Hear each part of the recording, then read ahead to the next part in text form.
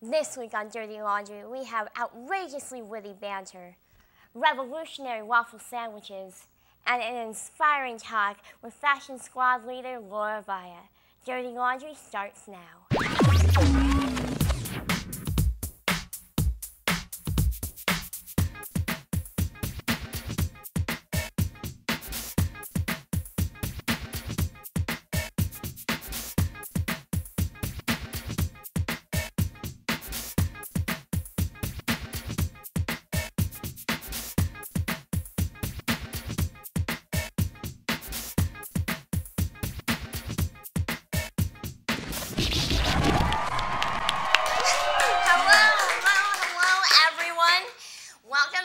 To Dirty Laundry. I'm your host, Danny Gomez.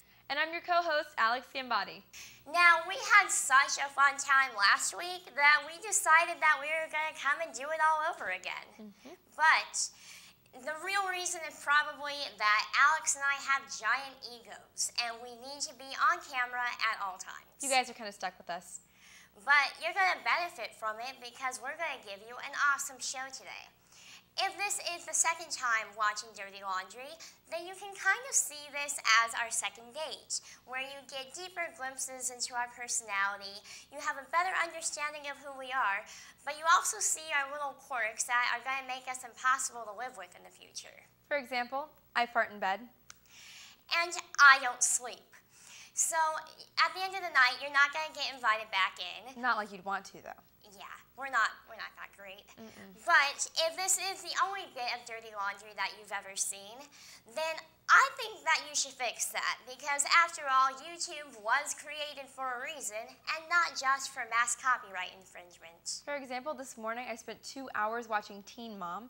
That show is so trashy, but those babies are so darn cute. So darn cute, but so darn tragic.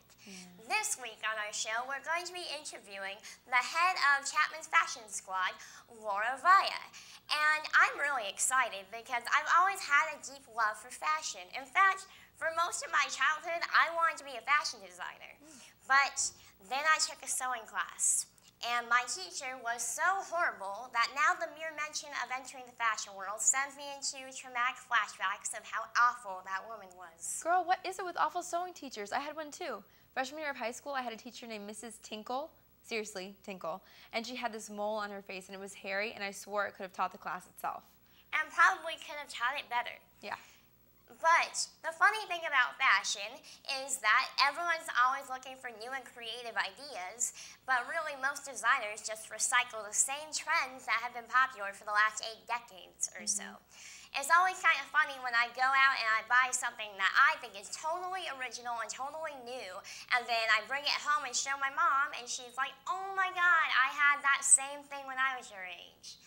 Nice. Yeah. But the trends just all get recycled. Have you noticed that? I have totally noticed that. And you know, the one that I really don't want to come back is jeggings. Ladies, leggings or jeans, make a decision. You can't have both. No, and you shouldn't have both. The trends that I really hate, and you know, I'm really lackadaisy as far as what people want to wear, because you know, it's your body, you put what you want on it, but there are 2 things that I can't stand. Men. There is no excuse for walking out in public without your shirt on. You're going to look like a tool no matter what, unless you're on the beach. But other than that, I don't care how hot it is. I don't care how ripped you are. Don't do it. You look like a douchebag. And women, why do you guys wear Uggs with shorts? It doesn't make sense, because there's no weather that will ever necessitate that combination. When are you ever going to be walking around thinking to yourself, my goodness, my legs are burning up, but oh man, my ankles are freezing? That's never going to happen, so please don't do it. But want to know what trend I am dying to see make a comeback? What is it? Shoulder pads. Because nothing is more attractive than a woman walking around with intimidatingly broad shoulders. I swear, those 80s business women, they have power in those shoulder pads. Agreed. Somebody who recently came on the music scene that has a lot of fashion sense is Will Smith's daughter, Willow Smith. I love that girl. She's so fierce. She's like a mixture between Tyra Banks and Michael Jackson in one tiny little body. Yeah, she has that song about whipping your hair in the face of adversity. You know it. And you love it. We all do. Don't be embarrassed by being impressed with that 9-year-old swag. But the really cool thing about Willow is that, unlike Justin Bieber, she's shown that you can be cute and stylish without blatantly stealing fashion tips from middle-aged lesbians. They did it first, Justin. Poor Biebs. The thing that people are really concerned about is that Willow is so young. She's only 9. When I was 9, I wanted to be a Powerpuff Girl. I wanted to be a Power Ranger. Yeah, we didn't exactly have these multimedia careers planned out for ourselves. So I understand that. But like Jay-Z said, Michael Jackson started when he was like 7, and he turned out fantastic. Wanna know who else started out young? Who did? Miley Cyrus. And she's a great role model. But my real concern for Willow is the chance of whiplash. Because there have been kids across the nation already who have injured themselves from that violent dance. And that girl can get knocked over with a harsh gust of wind, let alone creating a cyclone with her head. So we here at Dirty Laundry want to express to you viewers a message. We understand that asking you to not whip your head at all is an unreasonable request. After all, that song has hijacked the radio. But please, Willow, if you're watching, and everyone out there, whip responsibly. And do so at an appropriate time. Don't do it while operating heavy machinery. Because it's dangerous. You can hurt someone. We talked about this on the show last week, how Chapman had their biggest fundraiser of the year, American Celebration. And apparently it was breathtaking. It was amazing. It was life-changing. But none of us know that because we don't have the $2,000 for the ticket. And our street correspondents got their asses kicked out. And in the Panther, I read that the fundraiser raised about $100,000 less than what it normally does. And I think I know why. People, if you see our street correspondents, Heston and Celeste, don't be afraid. I know that they're a little bit belligerent and off-putting, but underneath it all, they're just good-hearted pawns trying to add some realistic and validity to this show. But exercise a little bit of caution with Heston, because you remember that incident with the cactus and the goldfish? Well, since you brought up cacti, I would like to end this monologue on a rather personal note. My cactus, Philip, my beloved, has died after 6 months of being under my care. I know that this is a trivial matter to you all, but I really liked having that prickly phallic figure right on my dresser to stare at. I was so proud when he started growing erect and got all tall. But then slowly and slowly, he just got more limp and flaccid, and eventually I just had to throw him away. The fact that I was able to kill one of nature's most self-preserving plants kind of proves that I might not have been born with any maternal instinct.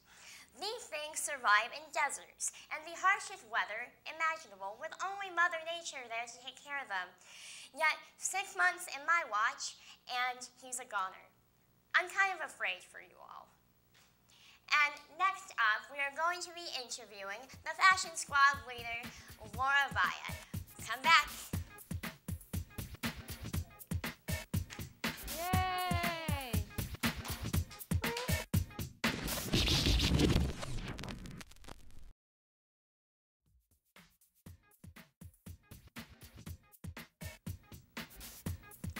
Hi everybody, welcome back to Dirty Laundry, and as promised, we have Laura Vaya here from the Fashion Squad.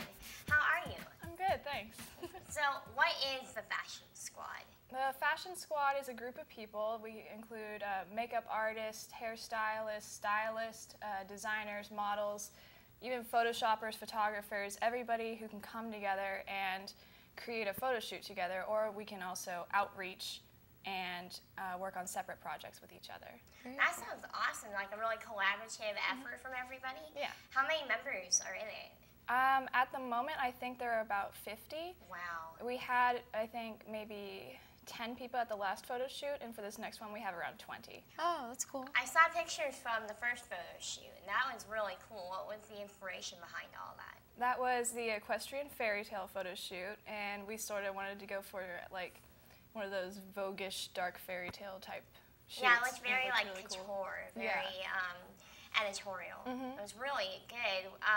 Do you model, or was what's your other fashion experience that you have? I haven't done a lot at all. I just model with little friends and their photo shoots and everything. But I actually did go to LA Fashion Week, and I modeled for Ella Acosta. Wow. And that was fantastic. Thank you for Lindsay Saletta for helping me out with getting that. But Very cool. that was really fun. I actually kind of Facebook stalked you a little bit, and I saw those pictures. They looked awesome. So you're just pretending like you didn't know. I pretend like I didn't know, but I did. Okay. The best trick of being a stalker. So what got you into fashion? Was it something that you were always really interested in? I don't know. I've just always read magazines, and I was a big theater person, so dressing up came naturally, and so it just sort of happened. And I like doing photo shoots, of course. They're always fun. How can people get involved with it? Is it open still, or is it cut off? Oh, it's totally open. It's a private group, so you have to request to join it. But we're just doing that just so we don't get people in there that just want to screw around or whatever. We have to get serious people who actually want to work with each other and create art. Cool. What are your plans for the future of the club? We're trying to do one photo shoot a month, and we're also looking to do a calendar so we can get some money. Ah, cool. And we're also looking to become an actual club on campus so we can also get money and get better locations and everything. Very cool. And also David Thompson created a blog that is like a photo blog of Chapman fashion, and you take pictures of the students and put them up there just to show people that you can be fashionable at Chapman too. That's great. Yeah, I know we have a lot of fashionable people on campus. Yeah, we do. Yeah. I love the diversity of the fashion on campus. Do you have any fashion icons, like people that you look up to? There's a lot. I mean, really, I don't try and look for a certain person. I just see something I like and go for it, really. Everyone changes with their fashion so much that just knowing one person doesn't always encompass your entire fashion sense. No. Do you have any favorite designers that you're into? I'm a poor student, so I can't afford anything. No, but either. Casa Teresa, $2. Casa Teresa, I get everything. I love Casa Teresa. Yeah. the money, or I mean the thrift store thing that they have. I mean, Casa Teresa is a great cause, but I've never actually been to the actual Casa. Yeah. I actually got an Armani jacket at Casa Teresa. No, you didn't. That's crazy. So, yeah, I guess I'd get anything from there. I don't really have a favorite fashion designer. Other than, like, you know, Etro, I guess. That's a really cool brand. I like them a lot. Very cool. Yeah, I think that you can pretty much find fashion anywhere. It's very accessible. And it's all just about having your own original vision of what you want to wear, too, and not trying to, like, replicate something else. I've always had a lot of fun going to thrift stores, and there's so many around here. Have you been to them? I've gone to a lot of the vintage stores that are on the Circle. Really, I can't go to a lot of the thrift stores around here because I don't really know where they are yet. Still looking for them, but yeah. Yeah, pretty much Casa and the vintage stores around here is all I go to. Yeah. There's a lot in Fullerton. Yeah, really? Okay. Yeah, on Harbor. But I think that fashion connects to so many people. It's because we all, even if people that say they don't really care about fashion, they still, invest in fashion. Why do you think fashion is such a universal language? Because everyone can do it, and everyone has their own viewpoint. I mean, there is the mainstream type thing, but also you can do outside stuff and just make something new, and you can make up your own trends too. Well, thank you so much for providing us with the information about this squad, not club, squad. And it was really very interesting. I can't wait to see your next photo shoots. Of course. When we come right back, we're going to discuss some topics that we find interesting, so you should too. Thank you very much, Laura.